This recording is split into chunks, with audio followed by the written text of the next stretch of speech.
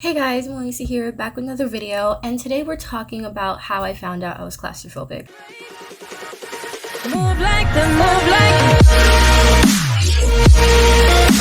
And the reason I want to talk about this is one, it was funny. Two, ever since then I've been very, very thoughtful of when I'm in places, and yeah, so I was like, why not share it? So this happened when I was around middle school age. I think I was around 11 at that time, and it was my cousin's birthday. We haven't spoken in like years. I think the last time we talked was this past summer when she just graduated high school.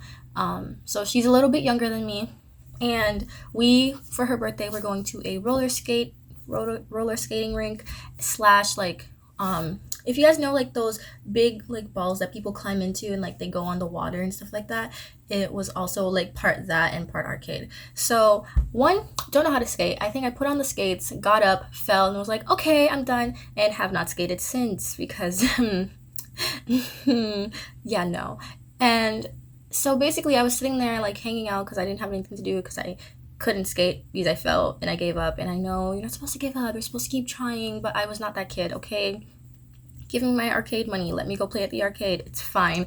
But basically she had gotten into one of the big like plastic balls on the water, and like her mom wanted me to do something because I was just sitting there. So I decided, okay, I'll get in the ball. I get in the ball and legit start having a panic attack. I'm looking around, I'm like hitting the thing, I'm like, someone get me out of here because I cannot breathe.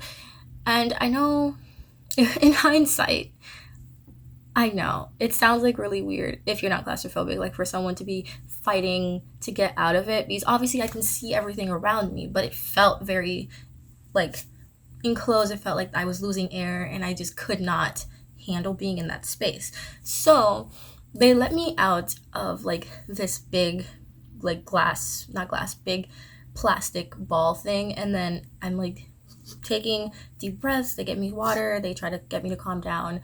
And at the end of the day, when the party's over, I just kind of sat there the rest of the party because traumatized.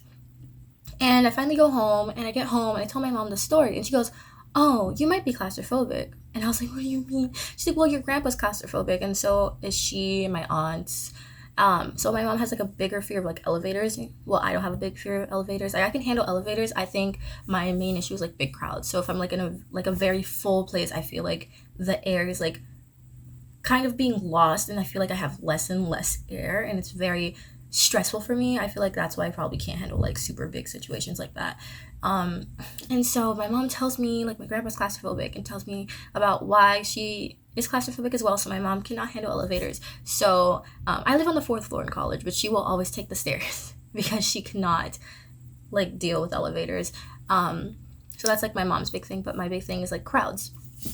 And I don't know if like I never like really looked into depth on claustrophobia, but I know like I cannot handle like very enclosed spaces that are like the plastic ball that I entered. Obviously, I cannot handle those. I cannot handle big crowds. I had gone to Disney the year before and I was completely fine, but that was like an off season, so it wasn't super busy. And I got with my aunt. The lines were short. It was peak Disney time, but I think I went back the following year with for a family trip. It was our family reunion in Daytona, and we decided to go to Disney afterwards because we had family who works at Disney, so it was like 10 out of 10 for us kids because like we're like haha.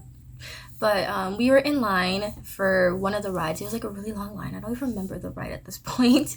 And we got into the space, and it was basically kind of like a simulator. I think it was like the space simulation where they put you in that really tiny like a rectangular box thing, and you have like a simulation like space ride. So we're in line, and we finally get there, and me and my cousin are listening to like the rules are like, if you have any of the following: claustrophobia, pregnancy, this, that, and all these things. And I just start panicking because I'm like, oh no, they're gonna put me in a closed space, they're gonna like, I'm gonna die. Like, I was freaking out.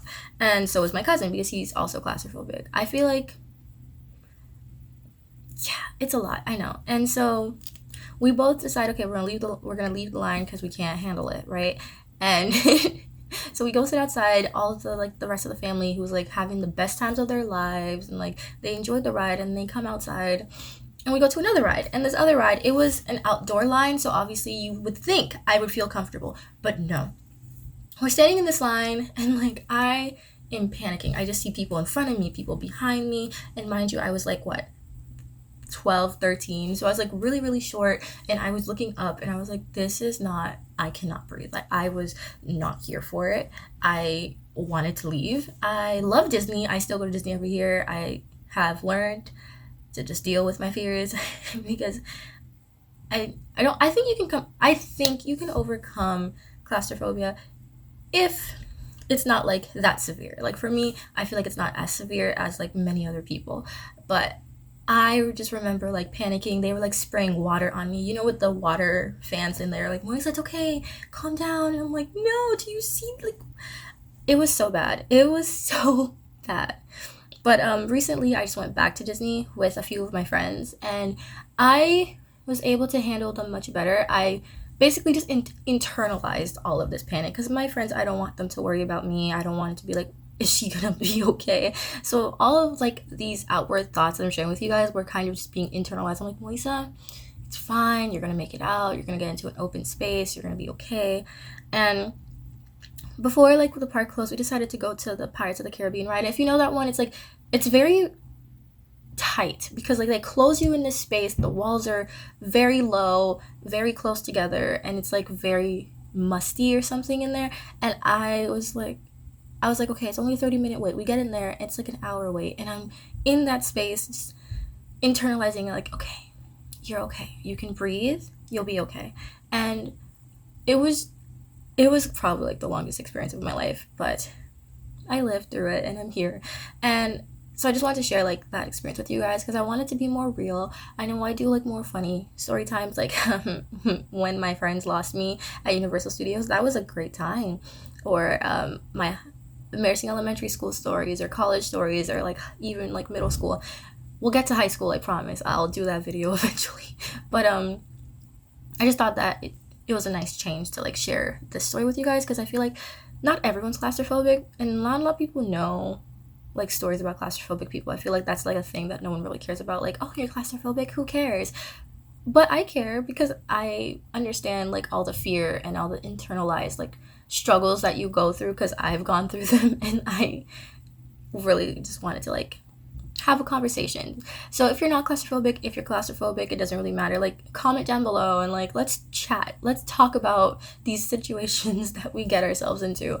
And honestly, if you have any like fears or any phobias, like I know it's hard. I have a lot of fear. I think I have a lot of anxiety sometimes. I get like depressed at times, and it's really just having like a strong foundation. And I know it's so hard to find a strong foundation sometimes because you're like, no one's gonna understand me or no one really gets me. And I feel that way a lot. Even in my strong friendships, I feel that often. Even though I know they're always there for me, I always feel kind of like, are they truly there for me, or are they only there for me because I'm in the room? And if I leave the room, are they talking behind my back? Do they have a secret group chat? Like all these things. And so I do feel all of those other internalized things. Claustrophobia is just like a short story I want to share because I know that this is something that's like a diagnosed thing in my family that I can share about. But obviously like my anxiety and my like fears and stuff like that, those aren't diagnosed.